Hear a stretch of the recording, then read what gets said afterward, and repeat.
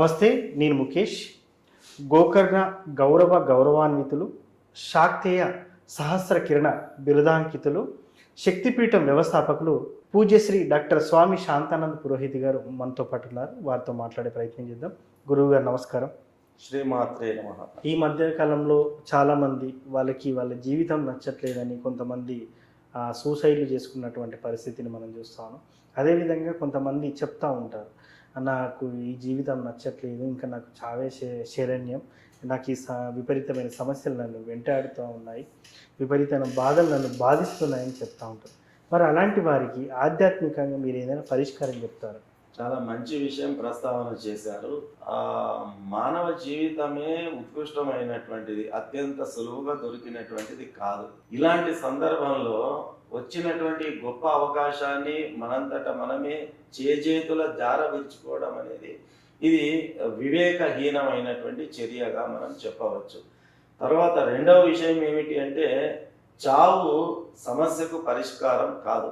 ఎప్పుడు ఏ స్థితిలో అయినా, ఎవరికైనా, ఏ సందర్భంలో అయినా, ఏ ప్రదేశంలోనైనా, ఏ వాతావరణంలోనైనా చావు అనేటటువంటిది సమస్యకు పరిష్కారం అనేటటువంటిది కాదు.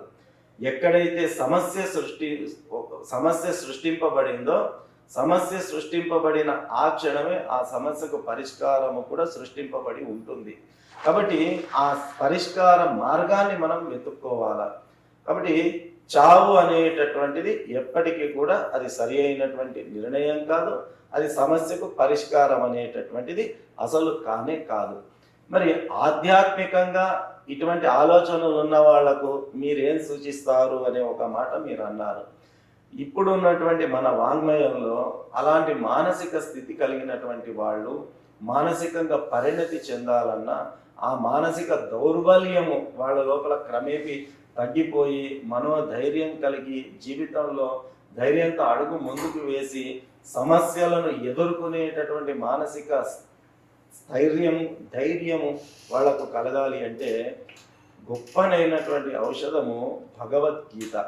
ఈ భగవద్గీత 18 అధ్యాయాలు 700 శ్లోకాలతో కూడుకున్నటువంటి, అలాంటి మానసిక దౌర్బల్యం కలిగినటువంటి వాళ్ళు, అలాంటి ఆలోచనలు వచ్చినటువంటి వాళ్ళు వెంబడే భగవద్గీతను ముందు పెట్టుకొని ఆ భగవద్గీత పారాయణం గనక చేసుకుంటూ వెళ్ళినట్టయితే వారి జీవితంలో ఊహించినటువంటి గొప్ప మలుపు 100కు 1000% వచ్చి తీరుతుంది. అందులో ఎలాంటి సంశయం లేదు. మీలో ఏ సమస్య ఉత్పన్నమైనా ఆ సమస్యకు పరిష్కారము భగవద్గీతలో మనకు చెప్పడం జరిగింది. అట్లాగే అర్జునుడు కూడా ఆ కురుక్షేత్ర యుద్ధంలో ఎదుట నా తాత ఉన్నాడు, నా మామ ఉన్నాడు, నా పెదనాన్న ఉన్నాడు, నా చిన్ననాన్న ఉన్నాడు, నా సోదరులు ఉన్నారు, అందరూ నా వాళ్లే, నేను యుద్ధం చేయను అని చెప్పి ధనస్సు బాణాలను వదిలేసి ఆ నైరాశ్యంతో, మనలాగే నైరాశ్యంలో మునిగిపోయినటువంటి ఆ అర్జునుడికి ఆ నైరాశ్యం అనేటటువంటి అజ్ఞానాన్ని తొలగించి కర్తవ్య బోధను చేసి తన కర్తవ్యంలో ముందుకు వెళ్ళేటట్టు ఈ గీతా జ్ఞానోపదేశాన్ని ఆ కురుక్షేత్ర యుద్ధంలో శ్రీకృష్ణుడు చేశాడు. కేవలం అర్జునుడికి చేశాడా? కాదు, అర్జునుని మాధ్యమంగా చేసుకొని మనందరికీ చేసినటువంటి ఉపదేశం అది. కాబట్టి అర్జునుడు ఎలా నైరాశ్యంలో ఉంటే తట్టి లేపి ఆయనను ముందుకు నడిపించిందో భగవద్గీత, నైరాశ్యంలో ఉన్నటువంటి మనల్ని కూడా తట్టి లేపి ఈ భగవద్గీత ముందుకు నడిపిస్తుంది అనడంలో ఎలాంటి సంశయం లేదు. కాబట్టి ఆ మానసిక దౌర్బల్యాన్ని అతిక్రమించాలి అంటే భగవద్గీత గ్రంథాన్ని ఇంట్లో పెట్టుకొని రోజుకు కనీసం ఒక్క శ్లోకాన్నైనా పఠిస్తే చాలు.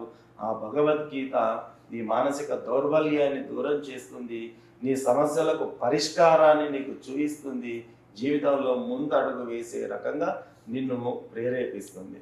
గురువుగారు, ముఖ్యంగా భగవద్గీతని ఇంట్లో పెట్టుకొని చదవమని చెప్తున్నారు కదా, మరి ఈ చదివే క్రమంలో ఖచ్చితంగా ఆ మనిషి శుచి, శుభ్రత, నియమ నిబంధనలు, బ్రహ్మచర్యం పాటించాలంటారా?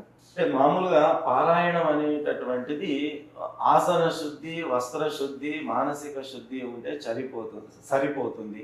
ప్రత్యేకించి నియమాలు విడిగా పాటించాల్సినటువంటి అవసరం లేదు. మామూలుగా కాళ్ళు చేతులు కడుక్కొని ఓ మంచి ఆసనం వేసుకొని నిర్మలమైనటువంటి మనస్సుతో ఆ స్తోత్ర పారాయణం చేస్తే సరిపోతుంది. ఇంతకు మించిన నియమాలు ఏమీ పాటించాల్సినటువంటి అవసరం లేదు. కాకపోతే మన ప్రయత్నం మనం చేస్తూ గురుముఖత ఆ యొక్క శ్లోకాలను నేర్చుకునేటటువంటి ప్రయత్నం చేసి, ఎందుకంటే అక్షర దోషాలు లేకుండా మనం పఠిస్తేనే దాని ఫలితం అనేటటువంటిది మనకు వస్తుంది. కాబట్టి కాస్త మనము దానికి అలవాటు అయ్యే వరకు, ఒక క్రమశిక్షణ అలవడే వరకు రోజు మనకు తోచినట్టు చదువుకుంటూ వెళ్ళినా పర్వాలేదు. కాలక్రమంలో ఒక గురువును ఆశ్రయించి ఆ శ్లోకాలను గురువు ద్వారా విని మనం పఠనం చేసి దాన్ని ఆచరణలోనికి తీసుకొస్తే మంచి ఫలితాన్ని మనం పొందే అవకాశం ఉంటుంది. సో ముఖ్యంగా ఇంట్లో పెట్టుకొని ఉంటే ఏం కాదంటారా? ఎలాంటి ఇబ్బంది లేదు. భగవద్గీత ఇంట్లో పెట్టుకుంటే సమస్య అని కాదు, ఇంట్లో పెట్టుకోకుంటే సమస్య. కాబట్టి అంటే చాలా మందికి అనుమానాలు ఉంటాయి కదా సార్. కాబట్టి అలాంటి సంశయం ఉండాల్సినటువంటి అవసరం లేదు. హిందువు అయినటువంటి ప్రతి వ్యక్తి ఇంట్లో భగవద్గీత తప్పనిసరిగా ఉండి తీరాల్సిందే. సో ముఖ్యంగా చాలామంది నాకు చావే శరణ్యం అని అనుకునే వారికి ఒక చక్కటి పరిహారం అయితే చెప్పారు సార్. భగవద్గీతని ఇంతక్క రోజుకొకటి చదవండి అని చెప్పేసి. అలాంటి ఆలోచనలతో ఉన్నటువంటి వాళ్లకు నిస్సందేహంగా భగవద్గీత అనేది ఒక గొప్ప టానిక్. చాలా చక్కగా చెప్పారు గురువు గారు. ధన్యవాదాలు. శ్రీమాత్రే నమః.